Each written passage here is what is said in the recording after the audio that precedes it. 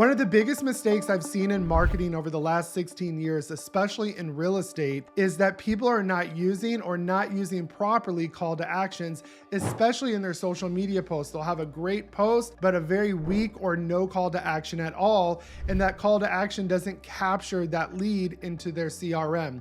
And I was recently talking to a realtor and said, Jacob, you talk about strong call to actions. I hear other people talk about it, but how do you make a strong call to action? Where do you put them? How do you link to stuff? Show me how to do it in each one of these marketing materials that I have. So that's exactly what we're going to do today. I'm going to break down how to build a strong call to action and where to place them in your website, your blog, your social media, your marketing materials.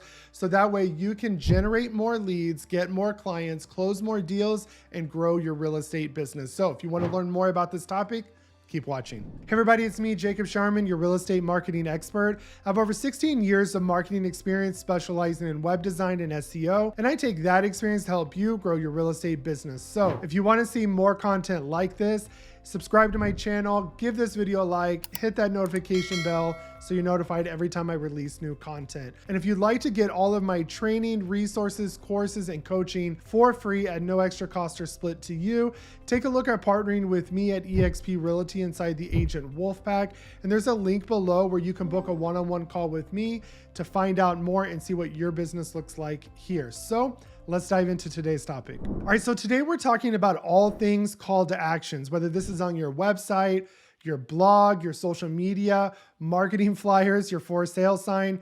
You need some type of call to action to actually tell the user, the prospective lead, the prospective client, whoever's looking at your materials, what the next step is. And a lot of times I see people that don't have call to actions, especially in their social media. They talk about 5 steps to buying a home, and then usually their call to action, if they have one, is DM me or reach out to me to buy a home. And so those are just weak call to actions that really don't do anything to capture a lead. You're not sending a lead anywhere. You're not motivating them to really call you or DM you. They're just going to keep scrolling. So what I want to show you today, because when I talked to a realtor recently that was inquiring about our team and marketing services, he just literally said, I wish somebody would do a video that shows you exactly how to build a call to action and when to use them and how to use them and where to send people. So that's what I'm doing down today.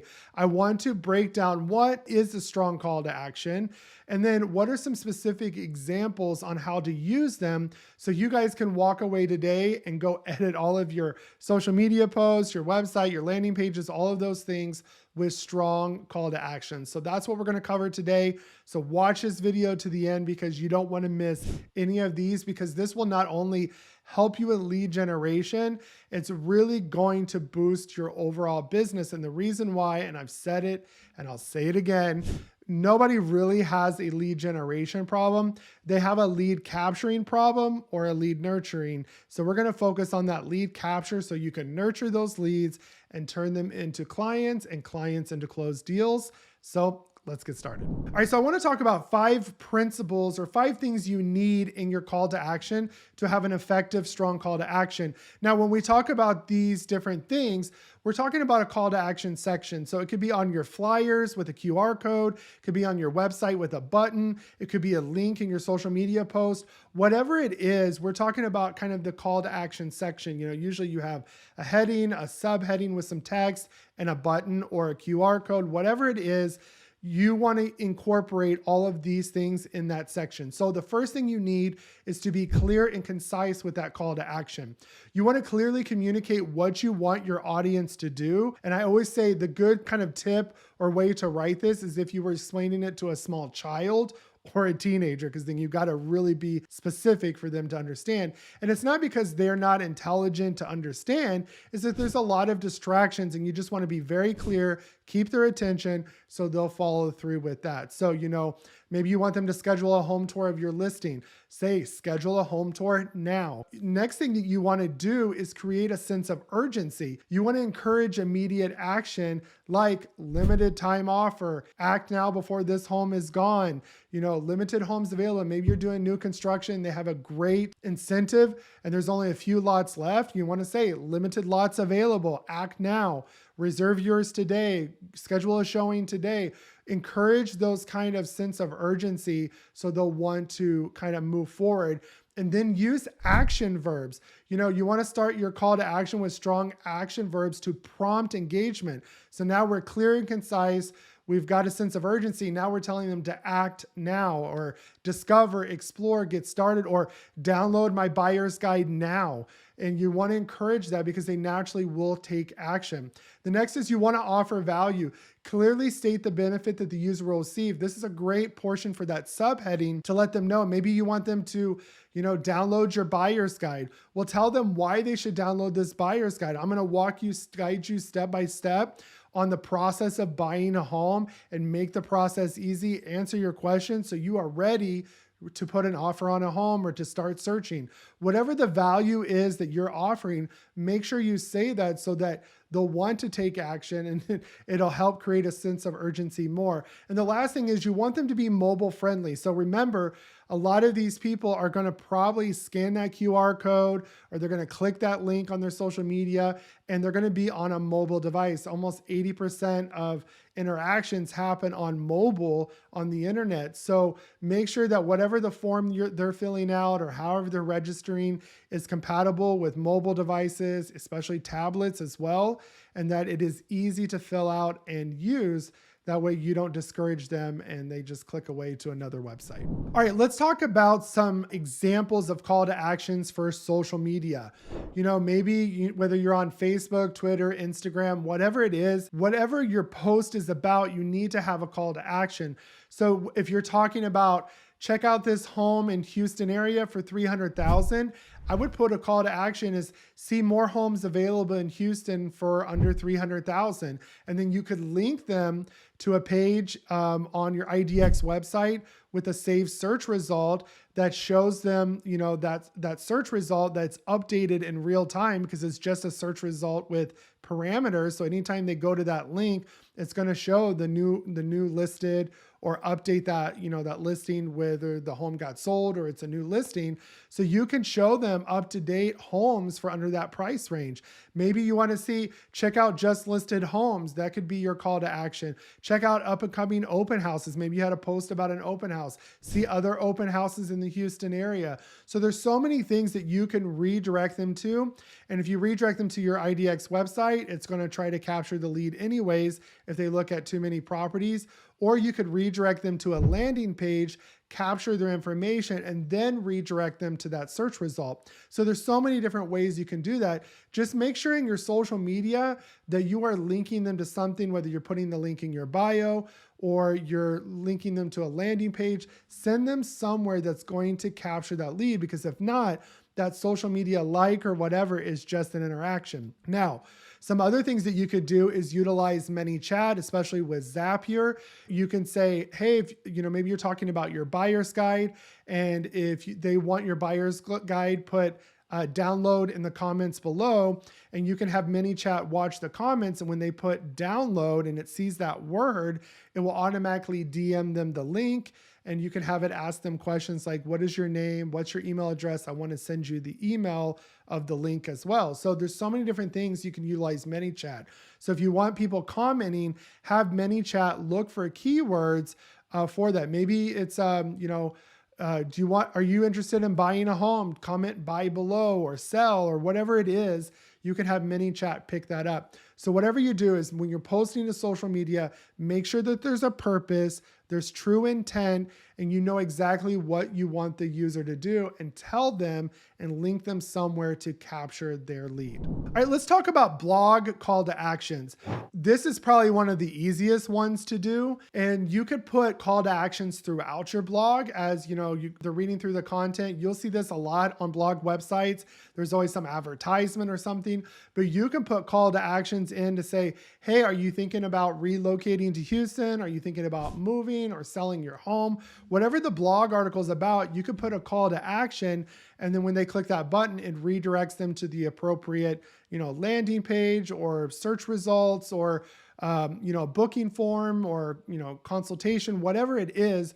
you can redirect them in the middle of the blog, because that's the whole point of the blog article, is to capture leads. You can also include them at the end of the blog. So maybe you talked about, buying a home. You can say, if you're interested in buying a home or selling your home, click here to book a consultation, or click here to, subscribe to my newsletter.